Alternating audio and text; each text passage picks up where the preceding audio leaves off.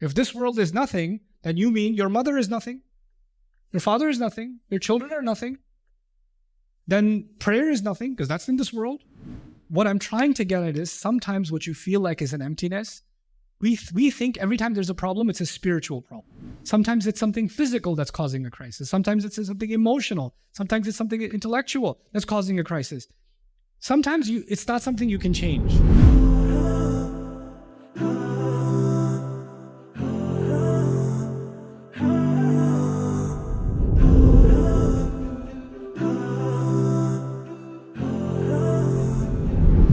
I'll take one. That was quick.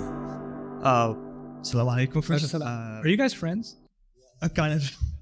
Yeah, 2 quick questions because I'm not going to tell you why I asked that question. Because of the shirts that we were wearing. Okay, yeah. Okay. I didn't say it. I have one question in the context and one question out of the context. It's quick, by the way. Okay. About the ayah, the meaning of the ayah that we said that it's about exact being meaningful, about the value of something, etc. And there's another ayah that, for instance, Allah says, وَمِنْ آيَاتِهِ مَنْ خَلَقَ السَّمَاوَاتِ وَالْأَرْضِ, etc. And at the same time, وَمَا الْحَيَاةُ الدُّنْيَا لَهْوٌ وَلَعِبٌ. Doesn't this kind of decrease the meaningfulness of this worldly life? Really good question. And the second one is out of the context, which is coming from long way that they told me to have your opinion upon it. And that's the emptiness of the heart. How should we go about it? How is there anything to heal this, the emptiness of the heart? Okay. Yeah, that's the first. Can you ask easier questions next time? Okay, so remind me of the first one again. My heart got empty after that second one. There was oh yeah. So the ayah has meaning, but Allah also says worldly life is nothing but a game. But worldly life actually means, this is why context is so important in the Quran. When Allah says worldly life is nothing but a game and entertainment, He's actually talking about how people think that the experiences you're having in this life are somehow permanent, or you get lost in them to the point where you can't see beyond them. Like, for example, when somebody's having a problem, then it's hard for them to think beyond that problem, to step beyond that problem. You understand? And what's the thing what happens in a game is that a game has a limited beginning and an ending, and then reality strikes, right? So a comparison is being made on how temporary the issues in this world are. But so that's one side of the equation. On the other side of the equation, of course, وَمَا مَتَاعُ الْحَيَاةِ الدُّنْيَا فِي الْآخِرَةِ إِلَّا قَلِيلٌ. Worldly life is nothing compared to the next life, right? That's a reality.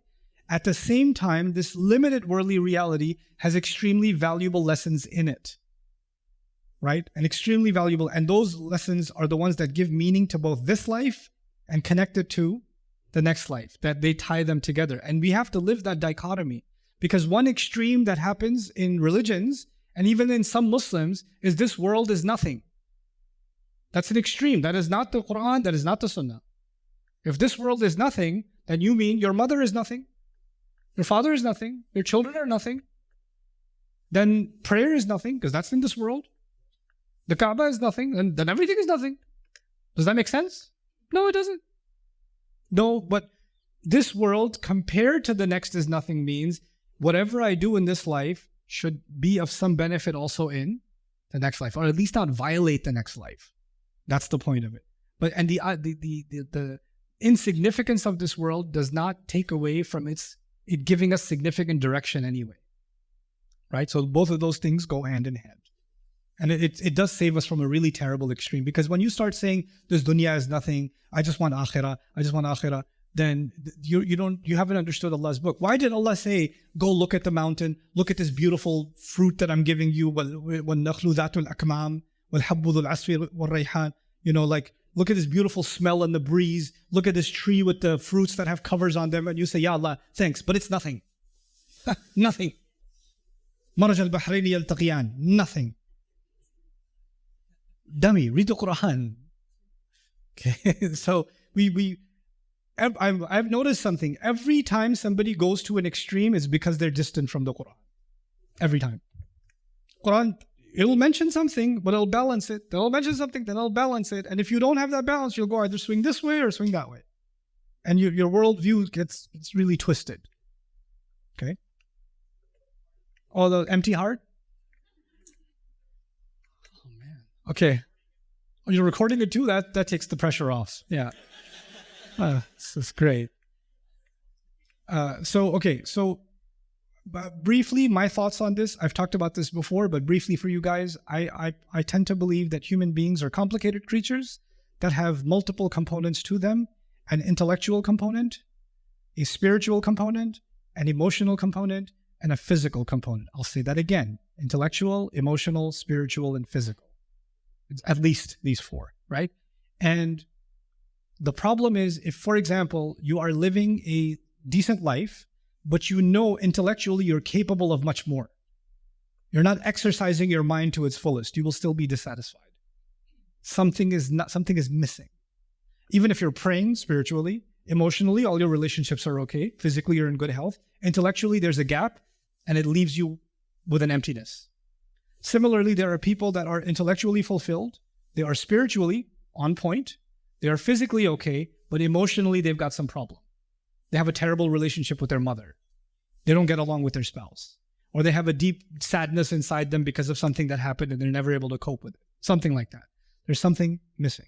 So this time, it's not the spiritual or the physical that's missing, it's the emotional that's missing. Other times, it's the physical. Like you're sick, right? Now the thing is, these four things are not four different boxes in myself. These are connected to each other. So when I'm fasting, for example, I sleep a lot. Okay? And you know what? When I'm fasting, I'm not able to concentrate and study as much. I'm just not able to do it. So the physical affected my what? It affected my intellectual. It did. Directly. Or outside of Ramadan, when I'm hungry, I'm not in a good mood. I'm hangry. Okay? I'm Hungarian. Okay? So when I'm hungry, so what is the physical is now affecting what? The emotional. The emotional. What I'm trying to get at is sometimes what you feel like is an emptiness, we think every time there's a problem, it's a spiritual problem. But the spiritual gets affected by the physical, the emotional, and the intellectual. Those three start having an impact on the spiritual. So somebody, for example, says, I just feel so hopeless. What dua can I make? And I'm like, hold on, where did the hopeless come from? I keep having an argument with my mom. So the problem here is an emotional one. And you're thinking the problem is a spiritual one. And you want a dua to solve this problem. Well, while you're making the dua, you're still having the same argument with your mom over and over again. And you haven't actually addressed the root problem. And you think now this is becoming yes, it can become a spiritual crisis because you didn't address the thing that was causing the spiritual crisis. Sometimes it's something physical that's causing a crisis. Sometimes it's something emotional. Sometimes it's something intellectual that's causing a crisis. Sometimes it's not something you can change. A disability, I can't change it. It's Allah's hands. Sometimes it's a situation like a relationship like Abu Lahab. That's the Prophet's uncle. You can't change uncles. You're just stuck with whatever you got. You can't change it. Then you have to learn to live with that problem and not allow that to affect your spirituality, and stop making delusional prayers or thinking that somehow if I pray, then Abu Lahab tomorrow he'll turn into Hamza. He is who he is, right? I can make dua for everyone's guidance, but in the end, they have to make their decision. A lot of times people's hopelessness comes from their inability to make someone else change. We're obsessed with making somebody else change according to our expectations. So that would be my 2 cents on the emptiness of the heart. But I also think that meaningful company, meaningful experiences, they can replenish the heart quite a bit.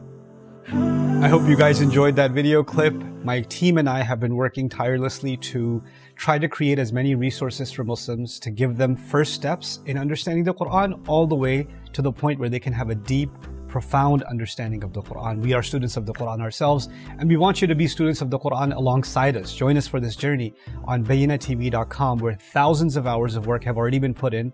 And don't be intimidated, it's step by step by step, so you can make learning the Quran a part of your lifestyle. There's lots of stuff available on YouTube, but it's all over the place. If you want an organized approach to studying the Quran beginning to end for yourself, your kids, your family, and even among peers, that would be the way to go. Sign up for bayinatv.com.